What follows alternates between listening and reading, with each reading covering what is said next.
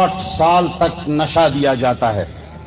یہ بہت بڑے علماء ہیں، یہ بہت بڑے محققین ہیں، یہ صاحب ہدایت بہت بڑے آدمی ہیں، علامہ شامی صاحب بہت بڑے آدمی، امام بخاری صاحب تو حافظ الدنیا ہے۔ اب اس کو 8 سال تک اتنا نشہ پلایا جاتا ہے، جب 8 سال کے بعد اس کو کوئی روایت پڑھاتا ہے اور وہ قرآن کے صحیح خلاف ہوتا ہے، نبی پر زبردست وار ہوتا ہے۔ کیا ہوا؟ رسول اللہ صلی اللہ علیہ وسلم نے ہمیں یہ تعلیم دی کہ متصرف کون ہے؟ ارے بتاؤ، تصرف کرنے والا بلا اسباب کے کون ہے؟ جو رب العالمین کے علاوہ کسی اور کو متصرف سمجھتا ہے۔ اے سرگودا والو، تم اسے کیا کہتے ہو، مسلمان یا کافر؟ سارے علماء کا اس پر اتفاق ہے کہ کوئی تصرف نہیں کر سکتا، اور میں نے تو یہاں تک سنا ہے، سننے کی بات اس لیے کرتا ہوں کہ میں تو بہت چھوٹا مولوی ہوں، شاید میں نے غلط سنا ہو، والعیاذ باللہ۔ میں نے یہاں تک سنا ہے کہ بیابانوں کے اندر ایک پتا بھی نہیں گر سکتا جب میرے پروردگار کی مرضی۔ لیکن کبھی کبھی ایک دکھی کام اللہ کی مرضی کی بغیر بھی ہو جاتے ہیں، دنیا ہے، کبھی کبھی جادو ہو جاتا ہے، ہو جاتا ہے۔ تکبیر! نعرہ تکبیر! اور انڈیا کی بچی جیسا نعرہ تکبیر کہو، نعرہ تکبیر! بلند آواز سے نعرہ تکبیر! واللہ یعصمک من الناس۔ کبھی قرآن کہتا ہے جو تمہیں مسحور کہے گا میں اسے ظالم کہوں گا۔ ساری دنیا کے اندر کتاب اللہ کا مقام ہوتا ہے، سب سے بلند ہوتا ہے، مہیمن علیہ ہوتا ہے۔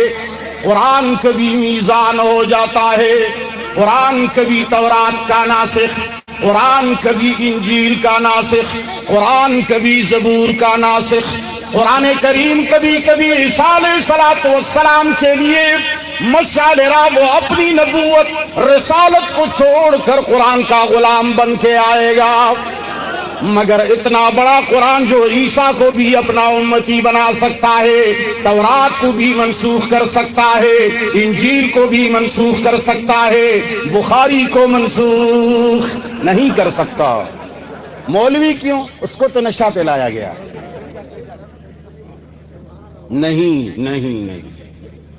اگر قرآن پر، اگر تم نے کبھی قرآن کے تحفظ کے لیے بخاری کے کسی راوی پر کلام کیا تو فوراً قرآن اور سنت والے جھوم کر قرآن کے اوپر بھیدڑ کے اعتراض شروع کریں گے۔ یہ ہمارا عالیہ ہے۔ میں بات کر رہا تھا، وہ فریاد میں بھول گیا۔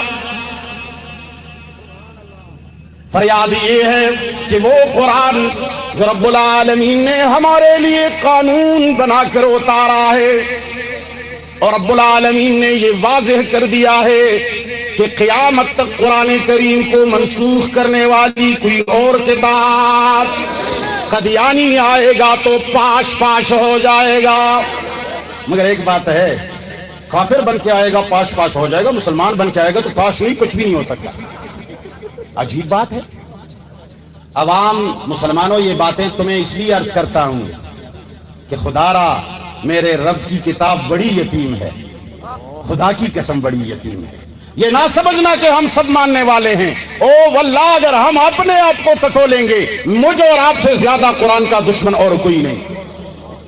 ساری زندگی محنت کی گئی ہے کہ ہم قرآن کو پسے پس ڈالیں، قواعد بنائے گئے ہیں، روایات گھڑ لیے گئے ہیں، صحیح سنت کو پسے پس ڈالا گیا ہے۔ اس لیے جو صحیح سنت کو نہیں مانتا ہم اس کو بھی مسلمان نہیں سمجھتے، لیکن جو تمام ذخیرہ احادیث کو رسول اللہ پر تھوپ دیتے ہیں ہم اس کو بھی گمراہ سمجھتے ہیں۔ تو میں کہہ رہا تھا، وہ قانون جو میرے رب العالمین نے نازل فرمایا تھا، ہر آیت کے لیے ایک قصہ اور کہانی بنا دی گئی کہ جیسے وہ آیت آئے فوراً انسان کے سامنے وہ کہانی آ جائے۔ اے پنجاب کے رہنے والوں، سرائی کی بولنے والوں، ذرا مجھے بتاؤ جب تم ماں کا نام لیتے ہو ایمان سے کہو تمہیں ماں کا چہرہ سامنے آتا ہے کہ نہیں؟ جب باپ کا نام لیتے ہو تو باپ کا چہرہ سامنے آتا ہے کہ نہیں؟ سب جواب دو جب معشوق کا نام دل کے کونے میں ابھر آتا ہے تو معشوق کا چہرہ سامنے آتا ہے کہ نہیں؟ اسی طرح قرآن کریم کے ہر آیت کے لیے ایک کہانی گھڑی گئی، ایک کہانی گھڑی گئی، جیسے وہ آیت سنائی دیتی ہے فوراً وہ کہانی نظر آ جاتی ہے تاکہ آیت اسی کہانی کی نظر ہو جائے اور قانون بن کے نہ رہے۔ قرآن کہتا ہے وَمِنَ النَّاسِ مَن يَقُولُ آمَنَّا بِاللَّهِ وَبِالْيَوْمِ الْآخِرِ وَمَا هُمْ بِمُؤْمِنِينَ۔ قرآن کریم کہتا ہے بہت سارے لوگ ایمان کا دعویٰ رکھتے ہیں مگر وہ مومن نہیں، منافق ہیں۔ مگر یہ آیت جیسی بھی زبان سے نکلتی ہے فوراً نقشہ سامنے آتا ہے کہ منافقین کے بارے میں ہے، ہمارے بارے میں تو نہیں، منافقین کے ہمارے بارے میں تو نہیں۔ مجھے ایک آیت بتاؤ جو ہمارے بارے میں ہو۔ کچھ صحابہ کے بارے میں ہے، کچھ یہود کے بارے میں، کچھ عیسائیوں کے بارے میں، کچھ مشرکین مکہ کے بارے میں، اور کچھ تو صحابہ کے لیے ہے، پھر ہمارے بارے میں تو ہے ہی نہیں۔ قرآن مجید کو روس بھیج دیتے ہیں، اس لیے یہ ان کے لیے آیا ہے۔ ان باتوں پر غور کرو، یہ خطاب نہیں ہے، زندگی رہی تقریر کبھی پھر کریں گے۔ یہ صرف فریاد تھا کہ قیامت کے دن خیبر پختونخوا کے لوگوں کو جب میں گریبان سے پکڑوں گا تو سرگودا کے لوگ بھی پکڑ سکیں، میں ان کو بھی پکڑ سکوں کہ تمہیں بھی میں نے یہ رونا رویا تھا۔ عزیزان گرامی میں بات کر رہا تھا اگر لا الہ الا اللہ کہنا توحید ہوتا، اگر وحدہ لا شریک لہ توحید اور اسلام ہوتا تو یاد رکھنا ابو جہل سب سے بڑا موحد ہوتا، یاد رکھنا ابو طالب سب سے بڑا موحد ہوتا، ابو لہب سب سے بڑا موحد ہوتا۔ وہ تو اس خاندان کے لوگ ہیں جن کے بارے میں تم سوچ بھی نہیں سکتے ہو، مگر ان کو پتا تھا کہ وحدہ لا شریک لہ سے کام نہیں چلے گا۔ قرآن کہتا ہے فَاعْلَمْ أَنَّهُ لَا إِلَٰهَ إِلَّا اللَّهُ۔ اے مسلمانوں سمجھ لو، فَاعْلَمْ پڑھ لو نہیں فرمایا، سمجھ لو۔ امام آلوسی نے لکھا ہے جو کلمہ توحید پڑھتا ہے معنی کو نہیں سمجھتا لا یکون مسلمان، وہ مسلمان نہیں کہلائے گا۔ وہ مفتی صاحب لوگوں کو کافر بناتے ہیں، نہیں جی، کافر اور مسلمان وہ بناتا ہے، ہم دکھاتے ہیں کیسا لکھا ہے۔ دنیا میں مجھے ایسا بندہ دکھاؤ جو صبح اٹھتا ہے چائے گھر میں نہیں پیتا، اخبار پڑھنے کے لیے ہوٹل بھاگتا ہے تاکہ اخبار پڑھ لوں، اور وہ اخبار پڑھتا ہے مگر معنی نہیں سمجھتا۔ کوئی ہے اتنا بیوقوف ہے؟ ایک مسلمان ہے جس کو یہ قصہ سنایا گیا ہے کہ بھئی اس کو سمجھنے کی ضرورت نہیں، بس ایسے ہی پڑھتے جاؤ ثواب آتا جائے گا۔ ایل ایل بی کے قوانین کی کتابیں پڑھنے سے آدمی ایل ایل بی کا طالب علم وکیل بن جاتا ہے جب تک وہ سمجھ نہ لے؟ جواب دو۔ ڈرائیونگ سیکھنے کے بغیر کوئی ڈرائیور بنتا ہے؟ جہاز چلانا سیکھنے کے بغیر کوئی پائلٹ بنتا ہے؟ مگر جو کچھ نہیں جانتا وہ مسلمان بنتا ہے۔ یہ کرامت نہیں ہے تو کیا چیز ہے؟ کرامت ہے یار۔ نماز مجھے نہیں آتی، جنازہ پڑھا جی میں مولوی نہیں، نکاح پڑھا جی میں مولوی نہیں، آمنت باللہ کا کیا معنی ہے جی میں مولوی نہیں، اللہ لا الہ الا اللہ کا کیا معنی ہے جی مجھے پتا نہیں، ایمان کس چیز سے ٹوٹتا ہے مجھے کچھ پتا نہیں، اور جی بہت بڑا مسلمان ہے۔ ظلم نہیں ہے؟ ڈرائیونگ تک نہیں سیکھتا تو تم اسے ڈرائیور تک نہیں مان سکتے ہو، مگر جب کچھ نہیں آتا تو اس کو بڑا مسلمان بناتے ہو۔ اس کا یہ معنی نہیں ہے کہ اسلام چھوڑو، سیکھنا شروع کرو۔ کیا کرو؟ ہاتھ اٹھاؤ کہ آج کے بعد سیکھنا شروع کریں گے۔ ہاتھ اٹھاؤ، صرف جلسوں میں آ کر کے رب کو دھوکہ دینے کی کوشش کرتے ہو، کچھ نہیں ہوگا، اس سے کچھ نہیں ہوگا۔ مہینے میں ایک جلسہ ہوتا ہے، یہاں مولوی آ کر کے اپنے جوہر دکھاتا ہے۔ مجھے وہ علم بتاؤ جو صرف تقریروں سے حاصل ہو جاتا ہے۔ پائلٹ بنتا ہے، ایل ایل بی کا وکیل بنتا ہے، سائنسدان بنتا ہے، کچھ بھی دنیا میں نہیں بنتا۔ یہ صرف نصیحتیں ہیں، اس کی مثال ایسی ہے جیسے میں چیخوں اور پکاروں کہ بھائی اچھا ٹماٹر آیا ہوا ہے فلان اڈے کے اندر، زبردست بھنڈی ہے، اچھی سبزی ہے، اب تم یہاں اٹھو اور پورا دن تسبیح سے پڑھو اچھی بھنڈی آئی ہے، اچھی بھنڈی آئی ہے، اچھی بھنڈی آئی ہے، اچھی بھنڈی، کچھ فائدہ ہوتا ہے اس سے؟ جا کر کی بھنڈی لینی پڑتی ہے تب فائدہ ہوگا۔ مولوی لوگ تقریروں میں تمہیں صرف یہ اعلان کرتے ہیں کہ قرآن بہت اچھی کتاب ہے، اس میں اللہ کی توحید ہے، اللہ کی توحید ہے۔ اس کا معنی یہ ہے جیسے ہی میں یہاں سے چلا جاؤں تم گھر چلے جاؤ تو قرآن اٹھاؤ اور سیکھنا شروع کرو۔ علماء سوری زندگی ہمارے اشاعت و توحید و سنہ والے گلا کروں گا، اور ہم کچھ کہہ نہیں سکتے، کچھ کہیں گے تو شکایت ہوگی، اور ہم جیسے لوگ کہیں گے کیا؟ آج کل تو بھائی موحدی کہتے یہ موحد پیر ہے، کیا ہے؟ پیر ہے اور موحد ہے، پیر اور موحد، انا للہ و انا الیہ۔ پیری مریدی تو ہے ہی ایک ایسی چیز کہ اللہ بچائے، کیا بچائے؟ اللہ بچائے، انسان بچا ہی نہیں سکتا۔ آج کل ہمارے موحدین ساتھی پوری زندگی توحید کا رٹ لگاتے ہیں، ہم جب توحید کا مسئلہ ہم بیان کرتے ہیں تو نیچے چمچے جو بیٹھے ہوتے ہیں، یہ سارے آج کل کے مسلمان چمچے، تم لوگ چمچے ہو، چمچے۔ مولوی تقریر کرتا ہے، تم کیا کرتے؟ واہ واہ واہ واہ، وہ سمجھتا ہے کہ میں تو بہت بڑا آدمی ہوں۔ ارے آرام سے بیٹھ جاؤ، پالش کس کی لگاؤ؟ اس کی لگاؤ، بس اللہ کے لیے کچھ نہ کچھ تو سیکھو یار۔ کتنے پھول یہاں برسے ہیں، یہ لوگ مجھ سے ناراض ہو جاتے ہیں، شاید کریم اللہ ملتانی صاحب بھی ناراض ہو جائیں۔ یہ ہم دلہنوں پہ پہلے برسایا کرتے تھے۔ تمہیں میں دلہن نظر آتی ہوں؟ کون ہے جو تمہیں لڑکی نظر آتی ہے؟ اگر تمہیں شک ہو ڈاکٹر کے پاس ہمیں لے جاؤ، اللہ کے بندو ہم مرد ہیں۔ یہ کیا کر رہے ہو؟ ناراض نہیں ہونا، صافگوئی میری بیماری ہے، پتہ نہیں اچھی ہے یا بری، بری بھی مت بنو۔ ساری دنیا میں ہماری نظریں آج کل تمہاری اوپر ٹکی ہوئی ہیں، ایمان سے کہتا ہوں۔ جس طرح ہم ممبر پہ بیٹھ کر لوگوں کے بارے میں غیبت کرتے ہیں کہ وہ اچھے نہیں ہیں، خدا کی قسم اگر تم صدر نہیں گئے یا تم لوگوں نے بعض چیزیں چھوڑی نہیں، تمہاری بھی غیبت کریں گے، اور تو ہماری کوئی طاقت نہیں ہے۔ یہ مت کرو، سادہ رہو۔ توحید، میں کہہ رہا تھا توحید بیان کرنے کی چیز نہیں ہے، یہ عمل کی چیز ہے۔ ایک آدمی پورا دن چیختا رہتا ہے کہ والدین میرے سر کے تاج ہیں، والدین کو تیل لگانا میری اوپر فرض ہے، ان کے بال دھونا فرض ہے، ان کے کپڑے بدلوانا فرض ہے، ان کو نماز پڑھوانا میرا فرض ہے، ان کو مسجد تک لے جانا میرا فرض ہے، مگر جب گھر جاتا ہوں تو والدین کو گالی دیتا ہوں۔ وہ جب پکارتا ہے تو میں اسے کہتا ہوں آرام سے بیٹھ جاؤ۔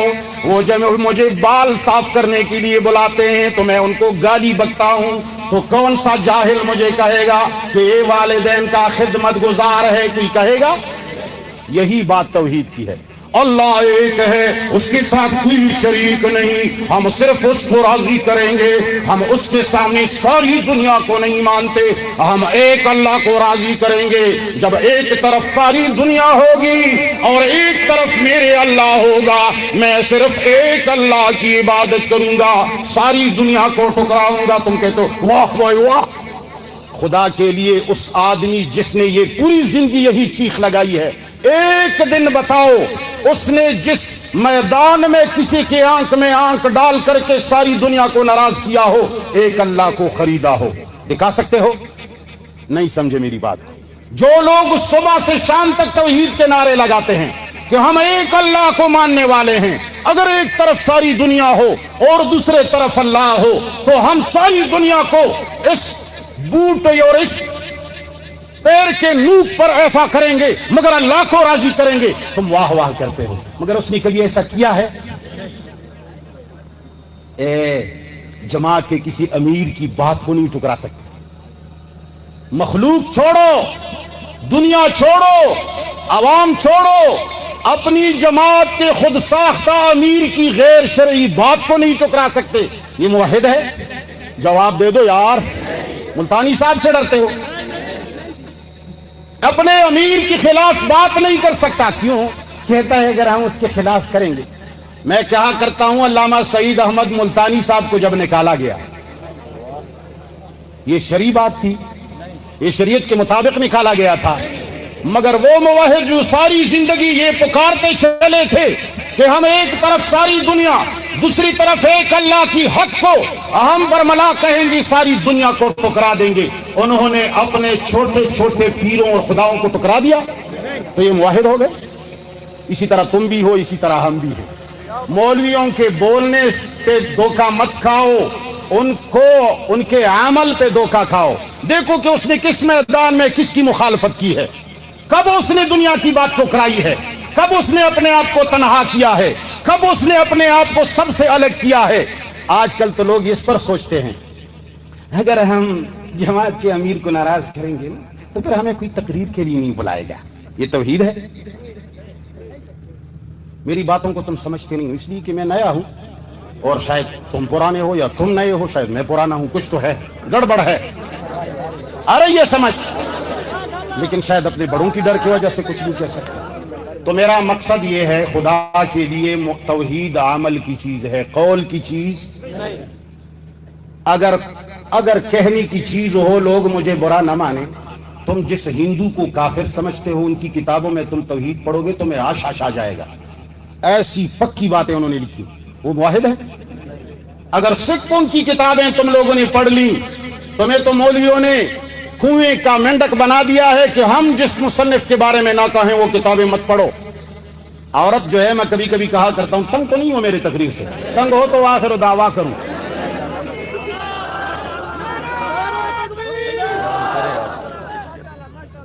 تو میں کہتا ہوں اللہ معاف کرے، چلو آگے چلتے ہیں۔ توحید عمل کی چیز ہے، یہ بولنے کی چیز نہیں ہے۔ میں کہا کرتا ہوں کہ اگر کسی آدمی کی بیوی کو پتا چلے کہ میرا شوہر کالج کے لڑکیوں کی چھٹی کے وقت کالج کے راستے میں کھڑا رہتا ہے، اور مدرسے کی جب چھٹی ہو جاتی ہے تو لڑکیوں کے راستے میں میرا شوہر کھڑا رہتا ہے، تو عورت کو بہت غصہ آتا ہے۔ آپ لوگوں نے یہ تجربہ کیا ہوگا، جس نے تجربہ کیا ہے ذرا ہاتھ کھڑا کریں۔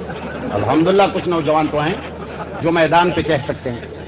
تو عورت بالکل آگ بگولا ہو جاتی ہے، تمہیں شرم نہیں آتی؟ اتنے بڑے ہو کر، شادی شدہ ہو کر لڑکیوں کے راستے میں کھڑے ہوتے ہو، تمہیں حیا نہیں ہے؟ تم خدا سے نہیں ڈرتے؟ وہ شوہر کو یہ تاثر دیتی ہے کہ مجھے رب کے حکم پر غصہ آیا ہے، پر بات ایسی نہیں ہے۔ اگر اس کو رب کے حکم پر غصہ آتا تو داڑھی پر بھی اس کا جھگڑا ہوتا شوہر کے ساتھ۔ کبھی داڑھی پر جھگڑا کیا ہے؟ تو نماز پر بھی صبح جھگڑا ہوتا کہ تم نماز کے لیے کیوں نہیں اٹھتے۔ اسی طرح وہ سگریٹ اور چرس پیتا ہے، اس پر بھی جھگڑا ہوتا۔ مگر کبھی نہیں سنو گے کہ لڑکی نے اپنے شوہر سے ان باتوں پر جھگڑا کیا ہے۔ ہاں، لڑکیوں کے سامنے کیوں کھڑے ہوتے ہو، اس پر اس کو جھگڑا اس لیے ہے کہ اپنا مکڑا تو اس کا بدصورت ہے، اس کو پتا ہے کہ اگر مجھ سے اچھی لڑکی نظر آئی تو پھر تو میری خیر نہیں ہے، عشق دوسرے کے ساتھ ہو جائے گا۔ سمجھ رہے ہو میری بات؟ تو یہ اپنے ڈر کی وجہ سے اس کو غصہ ہو رہی ہے۔ مولوی صاحب کا عقیدہ گڑبڑ ہے، مولوی صاحب کا دین کمزور ہے، مولوی صاحب کی تعلیمات کمزور ہے۔ وہ اپنے شاگردوں کو کہتا ہے کسی اور کی کتاب مت پڑھنا، اور غیر کی کتابیں مت پڑھنا، گمراہ ہو جاؤ گے۔ کیوں ڈرتا ہے؟ ایسا نہ ہو مجھ سے پکی بات کہیں سن لے، بڑی دلیل نظر آئے، میری کتاب سے اچھے دلائل کوئی پیش کرے۔ ہم اپنے شاگردوں سے کہتے ہیں ساری دنیا کو پڑھو، ساری دنیا کو سنو، مگر خدا را ہمارا درس قرآن بھی سنا کرو، تمہیں خود بخود پتہ چل جائے گا کہ حق کس کے پاس ہے۔ تو میرا مقصد یہ ہے، لوگ ہندوؤں کی کتابیں اگر پڑھ لے تمہیں پتہ چل جائے گا توحید کیسی ہوتی ہے۔ سکھوں کی کتابیں پڑھ لو گے حیران ہو جاؤ گے، شیعہ اثنا عشریہ کی کتابیں پڑھ لو گے ورغلا تم حیران ہو جاؤ گے۔ مگر خدا گواہ ہے ان سب کے بارے میں تمہارا عقیدہ ہے کہ یہ لوگ شرک۔ تو گفتار سے خائف مت ہو جایا کرو، گفتار پر عاشق مت ہو جایا کرو۔ اپنے موحدین علماء کی سیرت دیکھو، کہاں کہاں اس نے ساری دنیا کو ٹکرایا عملاً، کس کس کو ناراض کیا، کہاں کہاں سے وہ نکلا، کہاں کہاں سے وہ نکالا گیا، کہاں کہاں سے ان کو دھتکارا گیا، کہاں کہاں سے ان کے بارے میں غلط فتوے شائع ہوئے، اور اس نے اس کی کوئی پرواہ، اور سارے مجمع میں کھڑا ہوا، آنکھ میں آنکھ ملا کر کسی سے کہا کہ تم غلط کہتے ہو، رب کا یہ حکم نہیں، تم غلط کہتے ہو۔ اگر صحابی عمر فاروق کے بارے میں اٹھ سکتا ہے، اگر ایک صحابیہ عمر فاروق کو ٹوک سکتی ہے، تو تم کیا اس عورت سے بھی نیچے ہو؟ کبھی تم نے کسی کو ٹوکا ہے؟ آئندہ جب تک تمہارا عالم اور استاد عملاً توحید کا کام نہیں کرتا، عملاً ساری مجمع کے اندر کسی کو ناراض نہیں، بڑوں کو، اپنے بڑوں کو، غیروں کو بھی نہیں۔ دیکھو غیروں کے بارے میں گالی دینا بہت آسان ہے، سمجھ رہے ہو؟ فلان ایسا ہے، فلان ایسا ہے، فلان جماعت والا ایسا ہے، فلان۔ میں تمہیں مرد کہوں گا اگر تم نے اپنے ملتانی صاحب کے بارے میں کہا کہ فلان اس کی غلطی ہے، مرد تو میں تسلیم کر لوں گا، اپنوں کو کچھ کہنا بہت مشکل ہے۔ غیروں کو تو آپ کو اپنوں نے کہا ہے کہ بھائی میں نے تمہیں اجازت دی ہے، کہتے جاؤ، جتنا کہو گے غیروں کے بارے میں ہم یوں کریں گے، ماشاءاللہ ماشاءاللہ، پیچھے سے ہم یوں تبکی دیں گے۔ مگر اگر تم نے میرے بارے میں کہا کہ حضرت یہ تمہارے مونچھ تو شریعت کے خلاف ہے، تمہیں میں مرد کہوں گا، یہ نہیں کہہ سکتے۔ اور ہمیشہ اپنے بارے میں توحید دیکھا کرو۔ تو میرا مقصد یہ ہے عزیزان گرامی، میں ایک درد لایا ہوں، بیان میں نہیں کرتا اور کرنے والا بھی نہ تھا، ارادہ بھی نہیں تھا، اور میں ارادے تقریر سے آیا بھی نہیں ہوں، اور میری تقریر ایسی ہوتی بھی نہیں ہے۔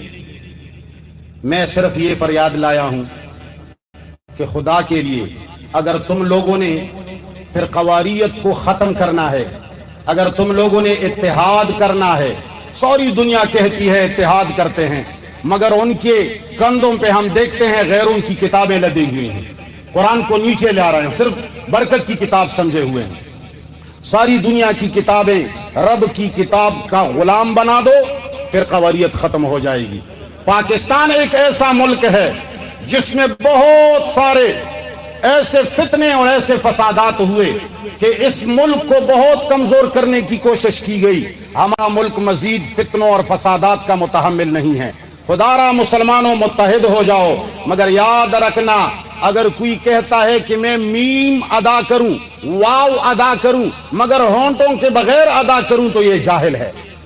واو ہونٹوں کے بغیر ادا نہیں ہوتا، توحید قرآن پر عمل کرنے کے بغیر ممکن ہی نہیں۔ اتحاد قرآن کو بالا تر سمجھ کر، ساری کتابوں کو اس کے نیچے لا کر، سارے کتابوں کا ناسخ سمجھ کر، سارے مولویوں سے بڑھا کر، آج کل ہم قرآن کو نہیں مانتے۔ بے شک میری باتوں کی تردید کرو بعد میں جب میں چلا جاؤں، مگر یاد رکھنا، میری باتیں یاد رکھنا، ہم قرآن ماننے والے نہیں، ہم علماء ماننے والے ہیں۔ ہم ایک آدمی کے ساتھ مناظرہ کرتے ہیں، ہم آیت سنا دیتے ہیں کہ قرآن کہتا ہے جو رسول اللہ کو مسحور کہے وہ ظالم ہے۔ وہ کیا کہتا ہے؟ کس نے لکھا ہے؟ یہ کس نے لکھا ہے؟ یہ جو معنی تو کرتے ہو یہ کس نے لکھا ہے؟ انہیں معنی یہ ہے کہ ہم قرآن ماننے والے ہیں، مولوی بتاؤ جس نے یہ لکھا ہو پھر مان لیں گے۔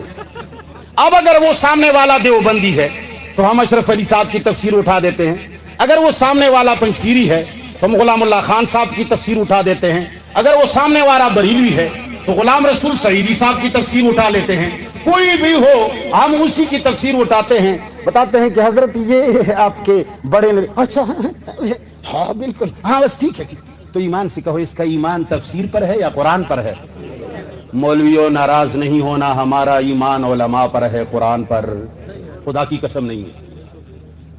عوام سے کہہ رہا ہوں مولویوں کو نشہ پلایا گیا ہے، وہ مجھے مار نہ دیں اس سے ڈرتا ہوں۔ خیبر پختونخوا میں تو کچھ نہ کچھ وہ لوگ میرا لحاظ کرتے ہیں کہ بھئی ایسے، یہاں کے لوگ تو شاید مجھے ایسا نہ ہو کہ کوئی تپڑ لگائے، مسافر آدمی ہوں۔ ہم قرآن نہیں مانتے، ہم تفسیروں پر ایمان لائیں۔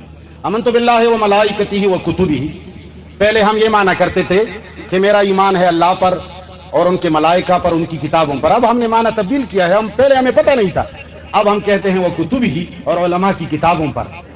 اللہ کی کتاب پر ہمارا ایمان نہیں ہے۔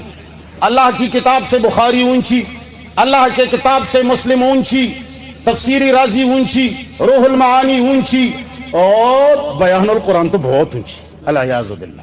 یہ رونی کی باتیں ہیں، ہنسنے کی باتیں نہیں ہیں۔ خدا را قرآن ہے نہیں، ورنہ میں اٹھا کر تمہیں قسم دیتا، تمہیں اس رب کی قسم اس بات میں ساتھ دو گے یا نہیں؟ ہاتھ اٹھاؤ، خدا کی قسم کھا کر کہو خدا کی قسم ہم قرآن ماننے والے نہیں، ہم اپنے لیڈر اور علماء کو ماننے والے ہیں۔ اگر آپ لوگوں نے قرآن سیکھا، اور ساری میں حکومت سے بھی یہ مطالبہ کرتا ہوں کہ قرآن سارے مسلمانوں پر لاگو کرو، ہر مسجد میں اس کا درس عام کرو، مسلمان کتاب اللہ کو سمجھ جائیں گے تو کوئی مسلمان اپنی لیڈر کا غلام نہیں بنے گا، کوئی مسلمان اپنے دادا بابا کا غلام نہیں بنے گا، سارے کے سارے کس کے غلام بنیں گے؟ اللہ آپ لوگوں کو جزائے خیر دے کہ مجھ جیسے فقیر کی باتیں آپ لوگوں نے سنی۔ میں نے آپ کو بتایا میں نے تقریر نہیں کی، میں نے صرف اتنی باتیں کی کہ اگر مجھ سے کوئی روٹتا ہے تاکہ ایسے روٹے کہ آئندہ بلائے نہیں، اگر کوئی راضی ہوتا ہے تو ایسے راضی ہو جائے کہ پھر بلائے، پھر بات کریں گے۔ اللہ آپ کو اور ہم سب کو دنیا اور آخرت کی خوشیاں عطا فرمائیں۔ اللہ آپ لوگوں کی اس جمع غفیر کو مزید ترقی دے۔ آپ لوگوں کے ہاں کچھ نہ کچھ دیگر لوگوں سے توحید اور توحید کی محبت زیادہ ہے۔ میں آپ